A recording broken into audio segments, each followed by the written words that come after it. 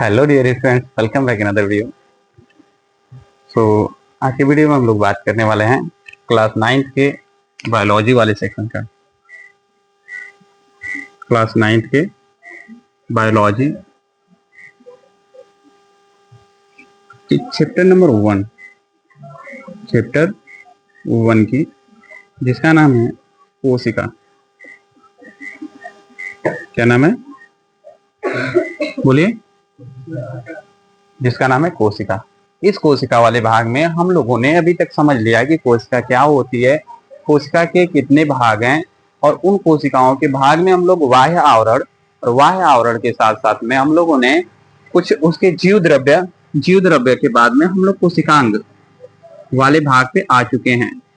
कहाँ आ चुके हैं? कोशिकांग। अभी तक हम लोग कोशिकांग के 3 चीजों को खत्म कर चुके हैं। पहला कोशिकांग में था हम लोगों का नाभिका, केंद्रक, जिसको कहते हैं केंद्रक। अब केंद्रक के बाद में दूसरा आ गया। दूसरा कौन सा था? माइटोकांड्रिया। माइटोकांड्रिया के बाद अगला क्या था? लवक। इतने सब खत्म करने के बाद में हम लोग चौथे पे आ चुके हैं, जिसका नाम है अंतःप्रद्रवी जालिका। तो यदि आप लोग पीछे का नहीं देखे हैं तो उसे पीछे का देख लीजिए, और फिर उसके बाद हम लोग आगे बढ़ते हैं आज एंडोप्लाज्मिक रेडिकुलम पे, यानी कि अंतःप्रद्रवी जालिका पे। तो सबसे पहले हम लोग जानेंगे कि जो अंतःप्रद्रवी जालिका है ये कहाँ पाई जाती है। तो यह कोशिका के, ये हमारी कोशिका है, तो इस कोशिका के कोशिका द्रव्य में पाई जाती है। बीच में केंद्रक होता है, तो केंद्रक में केंद्रक द्रव्य होता है। तो केंद्रक द्रव्य से नहीं मतलब है हम लोगों को, कोशिका द्रव्य से मतलब है। इस कोशिका द्रव्य में थोड़ा सा ध्यान दीजिएगा, यह कोशिका द्रव्य में फैला नलिकाओं एवं थैलीनुमा संरचना। कौन सा? नलिकाओं एवं थैलीनुमा संरचना होती है। किसकी? अंतःप्रद्रवी जालिका की। नलिका या फिर थैलीनुमा होती है, दोनों होती है, नलिका और थैलीनुमा। जटिल जाल है जो केंद्रक कला से कोशिका झिल्ली, ये केंद्रक कला मतलब ये हो गया केंद्रक कला, और कोशिका झिल्ली मतलब ये हो गया। तो यहाँ के बीच में यही फैली होती है। कैसा होती है? तो इसमें नलिका युक्त होती है और थैलीनुमा होती है। थैलीनुमा, बस यही याद रखना है कि कोशिका में ये, इसको बोलेंगे केंद्रक कला से लेकर कोशिका झिल्ली तक कैसी संरचना होती है? तो नलिका एवं थैलीनुमा संरचना होती है। बस इतना ही इसमें याद रखना है। अगला इंपॉर्टेंट आ जाए कि इसका नाम किसने रखा? तो कौन वैज्ञानिक रखे थे? पोर्टर ने इसका नाम एंडोप्लाज्मिक रेडिकुलम रखा। अब आगे चलते हैं। तो यह राइबोसोम की उपस्थिति या अनुपस्थिति के आधार पर बांटा गया है। राइबोसोम जानते हैं क्या होता है? तो इस कोशिका का ही भाग होता है, जिसको कोशिकांग कहते हैं। राइबोसोम को भी हम लोग आगे पढ़ेंगे। तो ये राइबोसोम की उपस्थिति और अनुपस्थिति, उपस्थिति का मतलब उसमें पाया भी जाता है, उसमें नहीं भी पाया जाता है, उसके आधार पे इसको 2 भागों में बांटा गया।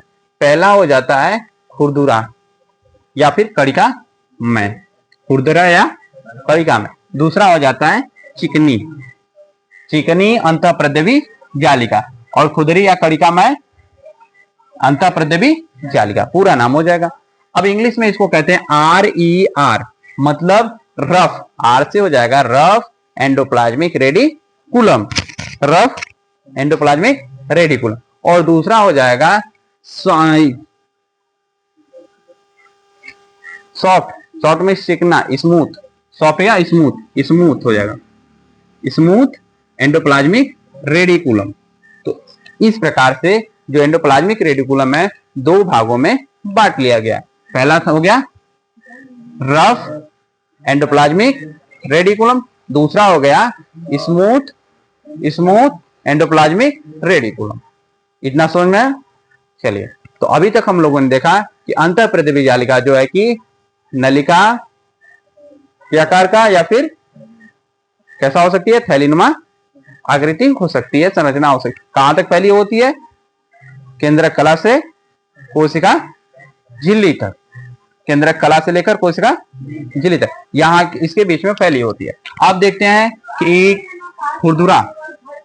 खुरदुरी जो है एंडोप्लाज्मिक रेडिकुलम, ये हम लोग किसको कहेंगे, तो इसमें राइबोसोम की उपस्थिति के कारण खुरदुरा होता है। जब राइबोसोम उसमें उपस्थित होता है उसी कारण खुरदुरा होता है, और इसमें राइबोसोम अनुपस्थित होता है इसीलिए चिकनी काहे होती है और खुरदुरा काहे होती है, ये पता हो गया। राइबोसोम उपस्थित होने के कारण खुरदुरा, और राइबोसोम अनुपस्थित होने के कारण चिकनी होती है। और यह जो है कि प्रोटीन का संश्लेषण करता है, प्रोटीन का निर्माण करता है कौन, राइबोसोम। तो ये प्रोटीन का संश्लेषण मतलब उसको तोड़ता है। तो यह प्रोटीन का संश्लेषण करने वाली कोशिका में ज्यादा मात्रा में पाई जाती है। कौन,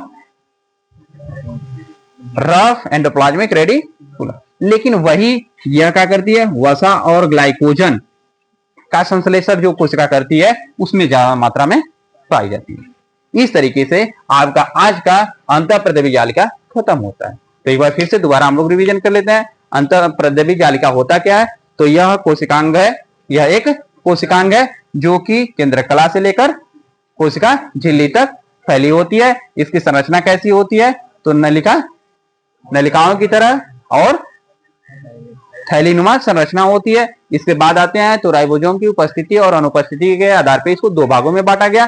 पहला रफ एंडोप्लाज्मिक रेडिकुलम और दूसरा स्मूथ एंडोप्लाज्मिक रेडिकुलम। अब आते हैं स्मूथ कब होता है और रफ कब होता है। तो स्मूथ होता है जब उसमें राइबोसोम अनुपस्थित होगा, और स्मूथ कब होगा, रफ कब होगा, जब उसमें राइबोसोम उपस्थित होगा। उपस्थित होगा तो रफ होगा और अनुपस्थित होगा तो चिकनी होगा। अब इसमें किसमें पाया जाएगा, ये प्रोटीन का निर्माण करता है, इसीलिए प्रोटीन वाले में ज्यादा पाया जाता है, और वसा और ग्लाइकोजन वाला में ये ज्यादा पाया जाता है। इस तरीके से हम लोग का आज का टॉपिक अंतःप्रद्रवी जालिका खत्म होती है। इसका कार्य हम लोग अगली वीडियो में देख लेंगे।